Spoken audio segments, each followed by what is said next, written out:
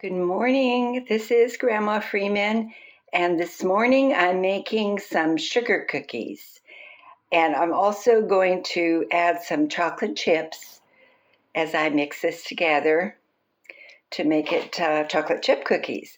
So this recipe is a basic sugar cookies recipe, and I'm not sure about the sour cream. I don't have any, and if I need it, I will use 2% milk, and that's only 1/3 cup there.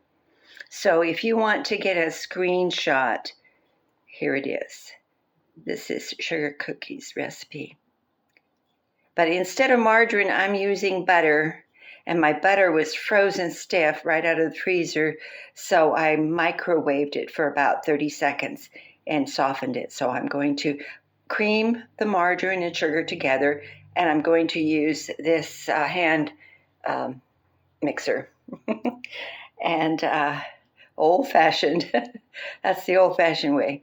Okay, and then I'm going to cream the butter and the sugar together until smooth, and then I've already measured out 2 cups of flour and 2 teaspoons of baking powder, and let's see, that's only 1/2 teaspoon of salt, and that's over here. I'm limited for space, so I have that over here, and that's separated. So I'm going to mix that together with a spoon. I have one right here. It's the basic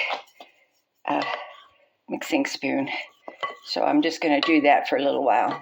In a moment, I'll come back to that. And then here I have my sugar, and this sugar is, I think it's supposed to be the lowest price sugar, but it has gone up. I think I paid $2.99 for that sugar there. And I have my sugar measured out, and I have my butter softened. And so I'm going to cream that together. And then I think I'll add the Adam's Best. This is a real vanilla flavor. Okay, Adam's Best.